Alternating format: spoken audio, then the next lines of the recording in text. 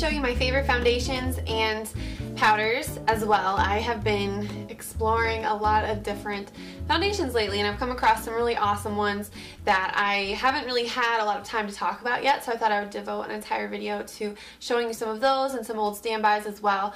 I have combination skin, so it's not incredibly dry, but at the same time it's not really super oily, but I do get some shine. A lot of those kinds of foundations that affect those of you with oilier skin will affect me in somewhat the same way as well. I'll get some shine cropping up throughout the day in my T-zone area. So, you know, some of these foundations are geared toward just keeping a nice satin finish, and most of them are medium coverage just because I'm kind of like a medium coverage type of girl. I'm one of those people it's like go big or go home, I guess. If I don't feel like wearing a lot of coverage, I just won't wear any makeup. The first one is my Garnier Skin Renew Miracle Skin Perfector BB Cream. It's kind of a moisturizer and a correcting step all in one. So I don't wear a separate moisturizer when I wear this, and I find that to be really convenient on days when I just want to get out the door, but it still gives you, even though it is a tinted product, it still really does give you really nice coverage and buildable coverage. Just makes your skin look really radiant. The texture of your skin looks very smooth and even, and it doesn't wash you out like a lot of other traditional BB creams. This shade is light to medium, and I believe there's also a medium to dark. And since this is also my moisturizing step, I'll just apply this one with my fingers. And another foundation that I think is very, gives you more of that natural look while still evening out and correcting your skin tone.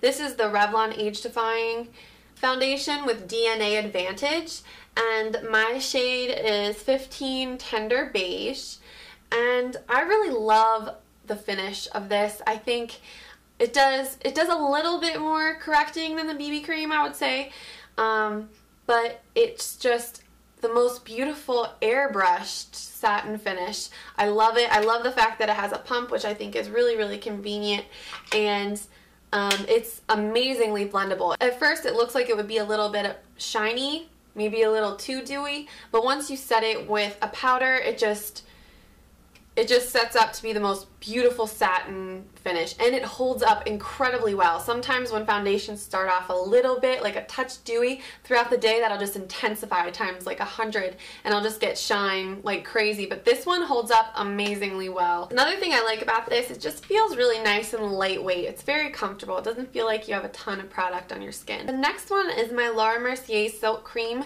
foundation, and I went gaga over this stuff last summer when I discovered it. I love it so much, and this is one of those holy grail products for me. I'll definitely always go back to this. This is my foolproof foundation when I want completely 100% flawless looking skin. And my shade is Cream Ivory. I really love the way it smells too. It smells almost like cocoa. I say it's foolproof because I have been in so many situations where I remember one time I went to a baseball game and it was so hot outside, and I thought, oh my gosh, I made such a mistake wearing liquid foundation today. What was I thinking? I was sweating. It was just disgusting. And I went into the bathroom to check my makeup expecting it to be just gone, basically streaking and dripping all over the place because it was that hot. And I looked in the mirror and I was blown away because my skin looked exactly like it did. Even though I was perspiring, it still looked exactly like I did when I applied this. It is so long wearing, it holds up so well. I would say this one is a little bit more coverage, like medium to full if you build it up, but again, it looks really natural, and that's why I like this one. A really amazing drugstore foundation that I think gives you a similar look is the Revlon Colorstay Whipped Foundation, and this is a new one that just came out a few weeks ago, and I've been using it. I'm wearing this one today, and I say that it's very similar to the Mercier foundation because it really gives you amazing coverage that still looks natural, and it lasts forever. I can't even tell you this stuff. Both of these pretty much last until you remove them. So this one claims to last for 24 hours. I haven't been in a situation, luckily, where I've needed to test out a foundation for 24 hours yet, but it's always lasted as long as I've needed it to. And it is a matte, so this one's more like luminous, and this one is matte, but I still find that it's not overly flat looking. It still looks like skin. It's really nice. And I have to kind of show you what this stuff looks like. By the way, if you do pick this up, don't throw away that little white piece in there. because it really keeps the foundation from getting really messy and all over the place. The crazy thing about this is when you touch it, it feels so weird. There's a little indent there and it stays, which is kind of like the mousse-like whipped consistency of it. But then when you go to open it like later on, that'll be just disappeared. Like it goes back into its original state, like nothing happened. It's really weird. It's almost like gelatinous. When I first purchased this foundation, I actually got it in Buff. I have since switched to Natural Beige, and that one works a lot better for me. Some of the lighter shades, I guess they have more of a gray cast to them, so it can be tricky to match your skin, but I can't say, I mean, I really have been so surprised by these two drugstore foundations and the Garnier BB cream. So moving on to my powders, I really love the Makeup Forever High Definition powder. This is just a translucent setting powder, so not much to see there.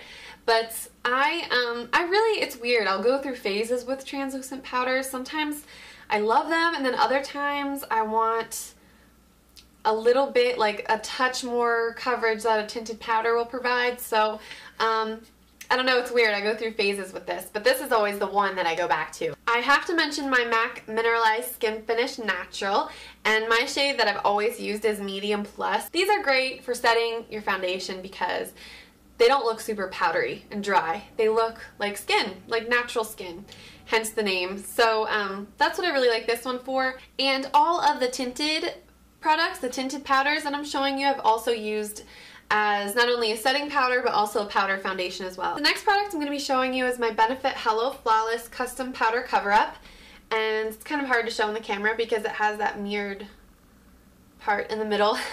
But my shade, this one is SPF 15, and my shade is Never Settle Petal, and I've used almost all of this up.